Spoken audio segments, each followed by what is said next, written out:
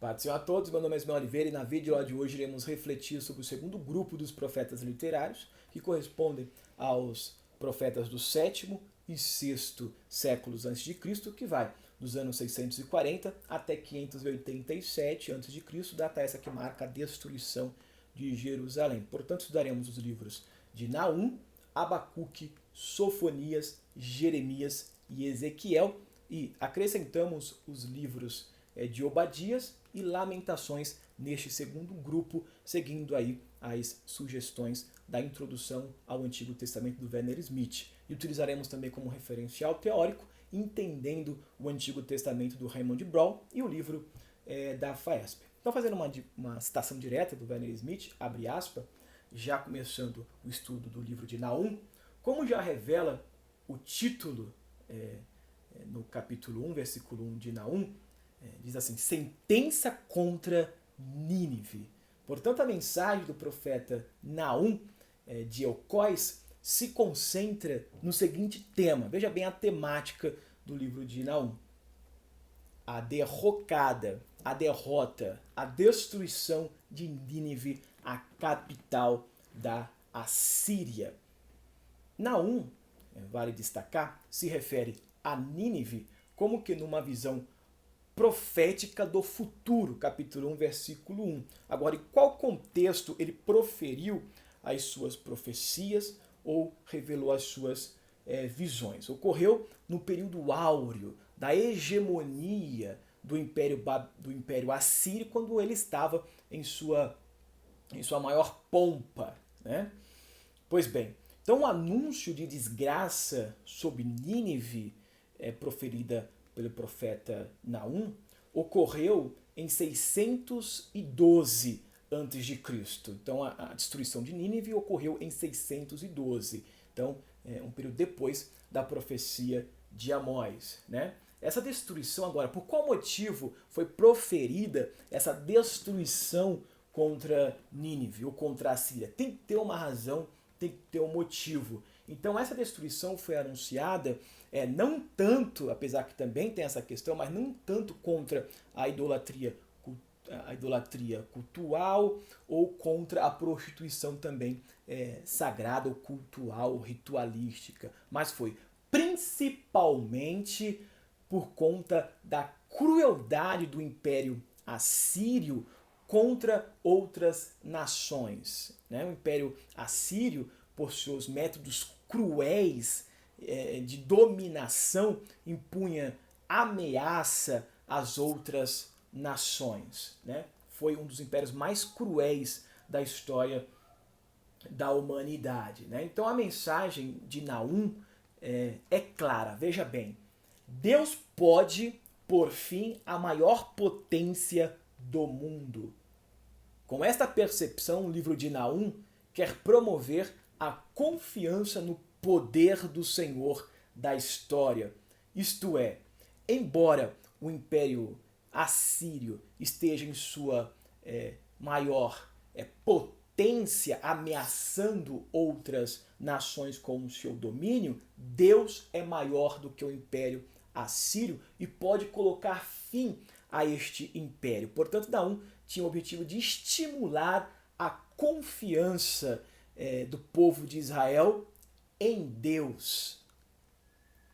Pois bem, agora vamos ao livro de Abacuque. Este livro de Abacuque, ele retrata o diálogo de Abacuque com Deus. A data mais provável de sua escrita está situada após a queda do Império Assírio e a ascensão da hegemonia babilônica ou do Império Babilônico, conforme Abacuque capítulo 1, versículos 6 ao 10, possivelmente entre 626 e 605 antes de Cristo. Para comentar sobre Abacuque, utilizarei como principal referencial entender o Antigo Testamento do Raymond Brown, tá? Então ele diz aqui que na primeira oração de Abacuque, né, Abacuque 1, versículos 2 e 4, o profeta orou a Deus para que intervisse de alguma forma na realidade de Israel, né? Por qual motivo? Em razão da opressão jurídica, violação dos direitos das pessoas e econômica, expropriação dos mais pobres, vigente em Israel, que a gente vai entrar em detalhes daqui a pouco. Mas Deus responde que usará os babilônicos para castigar o povo de Israel, conforme Abacuque capítulo 1, versículos 5 e 11. Né? Então Abacuque, que ficou confuso, perplexo com essa resposta de Deus de usar uma nação ímpia, estrangeira, para castigar um povo santo, escolhido por Deus. Abacuque não entendeu, mas aguardou a resposta de Deus, conforme Abacuque 2 e 1. E Deus respondeu o seguinte, não se sabe ao certo quanto tempo ele esperou a resposta, mas a resposta de Deus veio para a vida dele, porque Deus não deixa nenhum justo sem resposta. Né? Então Deus respondeu o seguinte, embora Deus use os babilônicos para seus fins ou seus objetivos, eles, por fim, trarão sobre si ruína. Assim eles também serão castigados por Deus. Então o profeta ele afirma sua confiança na absoluta soberania de Deus e seu domínio sobre o mundo. Abacuque 2, versículo 20, na confiança de que Deus fará o que é certo e o que é justo. O capítulo final, também aqui fazendo menção a Raymond Brown, o capítulo final é um cântico triunfante, de alegria, de ação de graças, né? Capítulo 3, versículos do 1 ao 19. Retrata vivamente a marcha vitoriosa de Deus através do mundo. Detalhe, através da ação de Deus no mundo, quando vem em auxílio de seu próprio povo. Capítulo 3, versículos 1 ao 15. Mas detalhe, agora sim. Mas tudo isso é um salto de fé, porque, por enquanto, os babilônicos não foram castigados pelo Senhor Deus. Então, Abacuque estava dando graças a Deus como vendo o invisível, acreditando na intervenção divina, embora as circunstâncias diziam ao contrário, porque o Império Babilônico estava em sua pujança.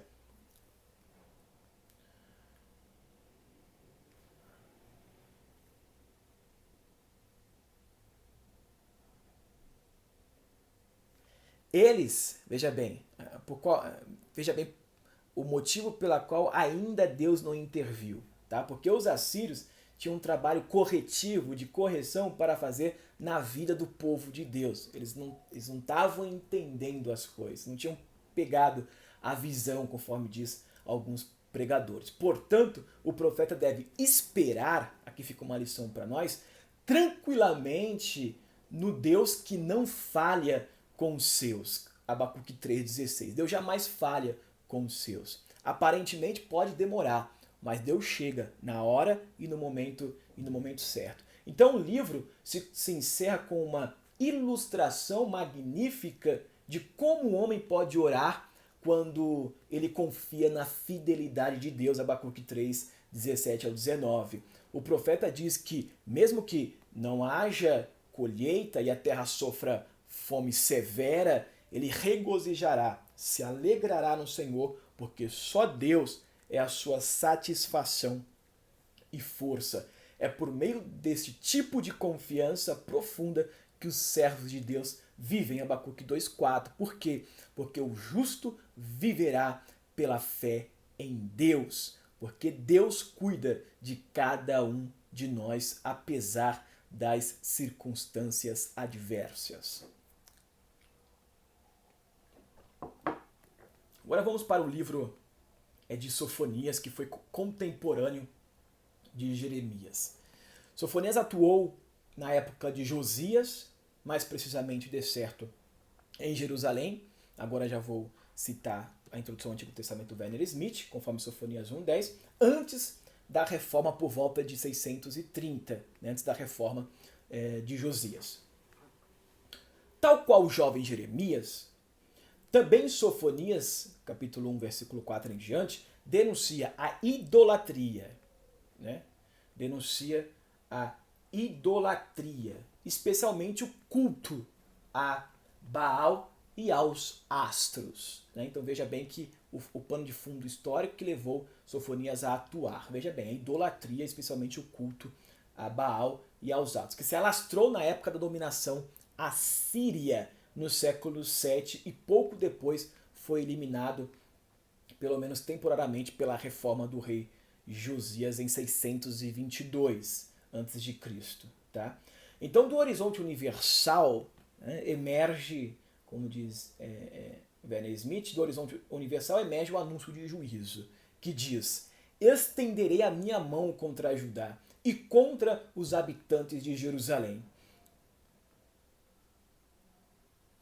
A punição de Jerusalém é motivada por denúncia detalhada da sua culpa. Agora, por qual motivo Deus usou o profeta Jeremias? O que estava acontecendo, qual a problemática, o pano de fundo que levou Sofonias a profetizar, a vociferar, a denunciar destruição contra Judá? Vejamos bem o que estava acontecendo, né?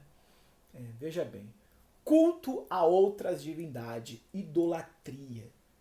Capítulo 1, versículo 4 em diante.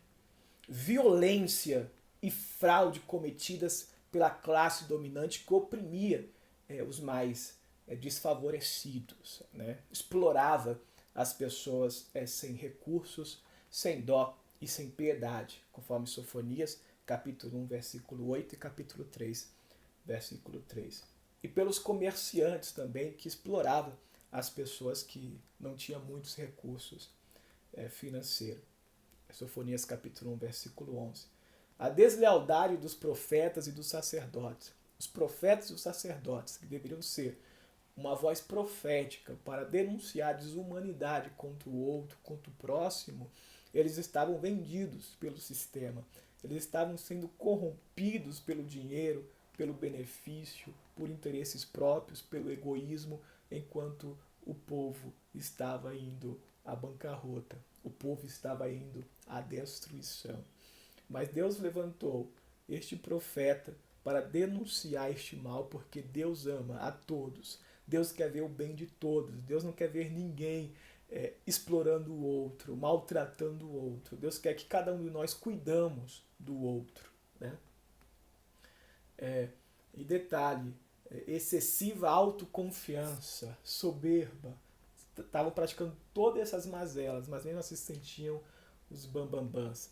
E falta de confiança no poder de Deus, como o expressa a citação: Javé não faz o bem nem o mal, uma indiferença total, conforme Sofonias capítulo 1, versículo 12 e outras referências bíblicas, né? Agora vamos para o livro de Obadias, fazendo uma citação direta também do Werner Smith.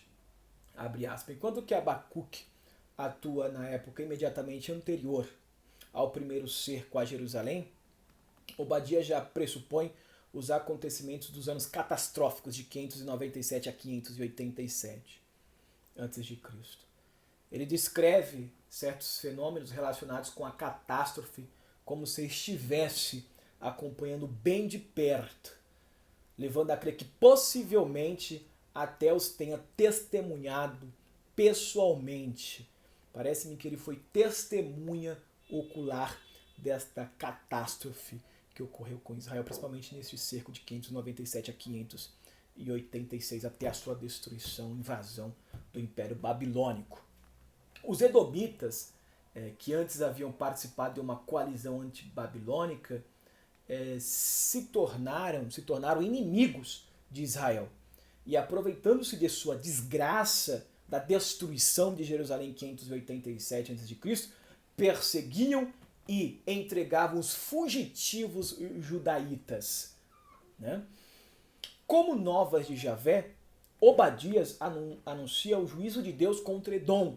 Então, este livro, o pano de fundo histórico, a problemática é Edom, que passou a aproveitar da destruição de Jerusalém e a vender e a denunciar e a entregar os próprios judaítas para as nações estrangeiras ou para o Império Romano, cometendo esse tipo de traição contra o povo de Israel. Então a profecia era contra Edom, tá claro assim, é Edom o foco principal do profeta Obadias, né? Que anunciou o juízo de Deus contra Edom, conforme conforme Obadias. Eis que faço pequeno entre os povos, né? Então Esaú, Edom, cometeu violência contra o seu irmão Jacó, Israel. Isso não passaria impune, né? Em suma, Obadias expressa o mau humor de Jerusalém contra Edom, que participou da ruína da cidade santa de Jerusalém pelas mãos dos babilônicos em 587 a.C., conforme também podemos encontrar em Salmo 137:7, que está situado aí neste contexto, ok? Então este é o pano de fundo da profecia de Obadias, para que a gente entenda todos os capítulos de Obadias, tá? Ou melhor, para que a gente entenda a mensagem de Obadias, que só tem um capítulo, né? Então, Jeremias, vamos agora para o pano de fundo histórico, cultural, o problema central do livro de Jeremias. Então, Jeremias o livro de Jeremias, vejamos bem o contexto, ó, veja bem. Jeremias é uma carta endereçada aos que estão para partir para a Babilônia e contém recomendação para o povo não perder sua identidade no exterior ou na Babilônia. Estando em Babilônia, o povo de Israel deveria manter a identidade, ou seja, Babilônia, eles poderiam estar na Babilônia, mas Babilônia não poderia estar de forma alguma no coração deles. É o livro de Jeremias que oferece pela primeira vez um relato sobre a transcrição, melhor, né, de pregação profética.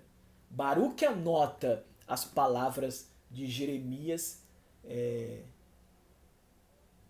Baruque anota as palavras que Jeremias lhe dita em um rolo e as recita ao povo no templo e mais tarde diante dos funcionários reais do palácio.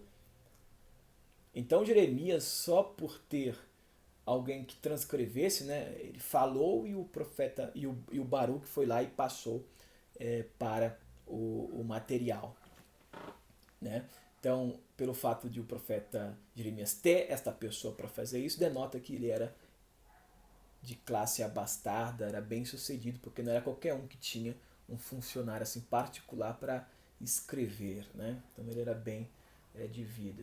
Então, conforme indica o livro Jeremias, capítulo 1, versículo 2 em diante, capítulo 3, versículo 6, 25, 3, 36 e 2, Jeremias foi vocacionado no 13º ano do governo de Josias, isto é, no ano 627 ou 626 aproximadamente, significando que provavelmente nasceu por volta de 650, conforme Jeremias, capítulo 1, versículo 10.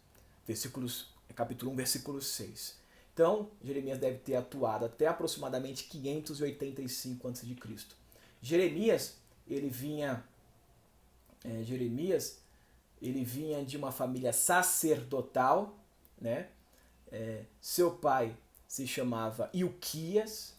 Jeremias era natural de Anatote, não muito longe a nordeste, perto de Jerusalém, de modo que, diferentemente de Isaías, não era oriundo da capital, mas do interior, conforme também Amós e Miqueias, tá? Então vejamos bem, enquanto que Oséias recebeu a ordem divina de casar e seus filhos se tornaram testemunhas de sua mensagem de juízo, né? Jeremias teve de manter-se celibatário, manter-se sem filhos. Então Jeremias não teve filhos, em sinal da desgraça iminente que sobreviria sobre Jerusalém, conforme Jeremias 16:1 a seguir. Então a pregação determinava a sua vida. A pregação de Jeremias determinava a sua vida, conforme capítulo 15, 17 e 20 e 10 de Jeremias. Por causa dela, Jeremias sofreu atentado por parte de sua família, Jeremias 11:8, e foi perseguido, maltratado, preso, deportado para o Egito. Todavia encontrou em Baruque um ajudante, amigo, companheiro no sofrimento, conforme Jeremias 32, capítulo 36, capítulo 43 e 3 e capítulo 45. Então sempre Deus, em meio às tragédias existenciais, Ele providencia alguém para que esteja do nosso lado, para nos consolar, para nos ajudar. Sempre Deus vai enviar um socorro bem presente na hora da angústia. Deus nunca deixa os seus desamparados. Nas 4 décadas de sua atuação, aproximadamente 625 e 585 a.C., Jeremias presenciou acontecimentos tão incisivos como, vejamos bem, ele atuou um bocado de tempo, então presenciou vários acontecimentos centrais, importantes na vida de Israel, né? Por exemplo, a centralização do culto por parte de Josias, a reforma que Josias fez, possivelmente em 626 a 622 a.C., o declínio da potência assíria e a ascensão da potência babilônica, a tentativa dos egípcios de barrar este processo, a primeira conquista de Jerusalém e a sua destruição definitiva em 587.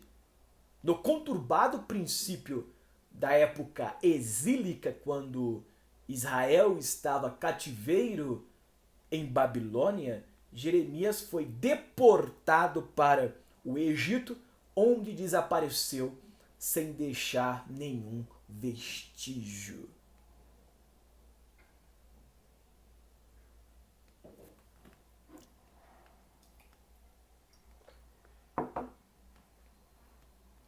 Agora vamos para o livro de Lamentações.